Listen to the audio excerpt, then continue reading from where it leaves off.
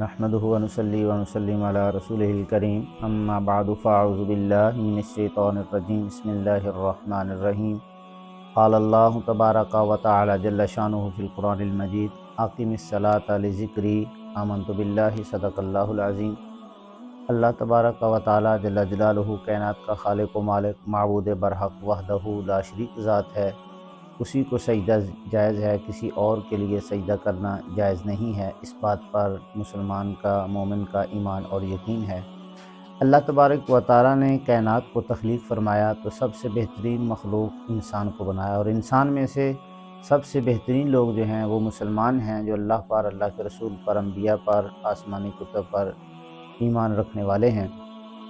سب سے بہترین عبادت اللہ تبارک و تعالیٰ کی نماز ہے۔ اس آیہ مبارکہ میں اللہ تعالیٰ نے ارشاد فرمایا اقیم الصلاۃ لذکری، نماز قائم کرو میرے ذکر کے لیے، یعنی میری یاد میں رہ کر تم نماز پڑھو۔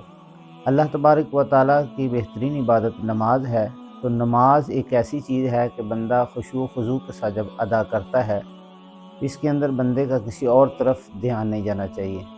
بلکہ نماز کے بارے میں ایک ٹیچر نے سکول کے اندر کلاس میں پوچھا بچوں سے کہ کون وہ لوگ ہیں جو نماز نہیں پڑھتے۔ 3 بچوں نے ہاتھ اٹھائے۔ ایک بچہ کہتا ہے کہ وہ لوگ نماز نہیں پڑھتے جو مر چکے ہیں۔ جواب تو ٹھیک ہے۔ دوسرے بچے نے ہاتھ اٹھایا، اس سے پوچھا کہ کون لوگ ہیں جو نماز نہیں پڑھتے؟ اس نے کہا کہ جو مسلمان نہیں ہیں وہ نماز نہیں پڑھتے۔ جواب تو یہ بھی ٹھیک ہے۔ تیسرے بچے سے پوچھا، اس نے کہا کہ نماز وہ لوگ نہیں پڑھتے کہ جن کو پڑھنی نہیں آتی۔ اب جو لوگ نماز نہیں پڑھتے ان کو دیکھنا چاہیے کہ ان تینوں کیٹیگریز میں وہ کس کیٹیگری میں وہ آتے ہیں۔ کیا وہ مسلمان نہیں ہیں جو نماز نہیں پڑھتے؟ کتنے مسلمان ہیں جو نماز کو چھوڑ دیتے ہیں حالانکہ وہ مومن ہیں، مسلمان ہیں۔ اسی طرح کیا ہم مر چکے ہیں کہ جو نماز نہیں پڑھتے؟ ہم زندہ ہیں تو ہم مسلمان ہیں، زندہ ہیں، ہمیں نماز پڑھنی آتی ہے، پھر نماز کیوں چھوڑ دی جاتی ہے؟ تینوں بچوں نے جو جواب دیا، ایک لمحہ کے لیے ذرا سوچئے کہ کس طرح، کس لحاظ سے ان بچوں نے جواب دیا ہے اور کتنا پرفیکٹ جواب دیا ہے۔ اسی طرح نماز کی اہمیت کا اس بات سے اندازہ لگایا جا سکتا ہے کہ ایک دفعہ مسلمان مجاہدین جو ہیں وہ فتوحات کے سلسلے میں واپس تشریف لا رہے تھے کہ راستے کے اندر عیسائی لوگ جو ان کے پیچھے لگ گئے۔ نماز کا ٹائم ہوا تو لوگوں نے نماز پڑھنا شروع کر دی، مسلمانوں نے، صحابہ نے نماز ادا کرنی شروع کی۔ ایک امام آگے کھڑا ہے، پیچھے صفیں باندھ کے لوگ کھڑے ہو کے نماز پڑھ رہے ہیں۔ عیسائیوں نے جو ہے موقع تان کر دیکھا کہ یہ اچھا موقع ہے، اب ان کو جو ہے وہ شہید کر دیا جائے، بدلہ لیا جائے، تو انہوں نے سیدھا تیر مارا۔ جو امام کھڑا تھا آگے، اس کو لگا، امام جو ہے نیچے گر گیا نماز کی حالت کے اندر ہی۔ دوران نماز پیچھے والے کو حکم ہے کہ اگر امام کا وضو ٹوٹ جائے تو پیچھے جو نماز میں کھڑا ہوتا ہے مقتدی امام کے پیچھے، وہ آگے چل کے نماز پڑھائے اور امام وضو کرے۔ یہ مسئلہ تو یہ ہے فقہ کا، لیکن وہ نیچے گرا ہے، اب پیچھے والا جو ہے وہ آگے ہوا، اس نے نماز پڑھانا شروع کر دی۔ انہوں نے پھر تیر چلایا، اس کو بھی شہید کر دیا، وہ بھی زمین پہ گر گیا۔ تو تیسرا بندہ جو ہے اس نے نماز پڑھانا شروع کر دی۔ عیسائی پادری جو ہے وہ بولا، اس نے کہا کہ اے لوگو، اے عیسائیوں، تم باز آ جاؤ۔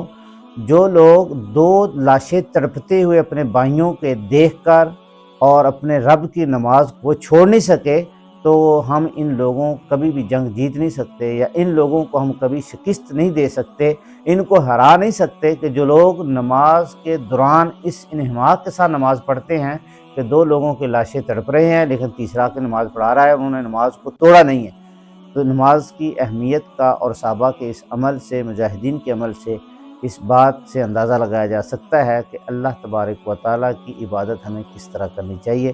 رب ذوالجلال کے پیارے محبوب صلی اللہ علیہ وسلم نے ایک مقام پر ارشاد فرمایا کہ میرا یہ دل چاہتا ہے کہ جو لوگ نماز نہیں پڑھتے گھروں میں ہیں، میرا دل یہ چاہتا ہے کہ مسجد میں کسی بندے کی ڈیوٹی لگاؤں اور وہ نماز پڑھائے لوگوں کو، اور میں جاؤں جو لوگ نماز کے لیے مسجد میں مرد حضرات حاضر نہیں ہوتے، ان لوگوں کے، ان کے گھروں سمیت ان کو جلا دوں۔ یعنی اگر مجھے ان کی خواتین، بچوں کا خطرہ نہ ہو تو میں سمیت گھروں کے ساز و سامان کے ان بے نمازی مسلمانوں کو جلا دوں۔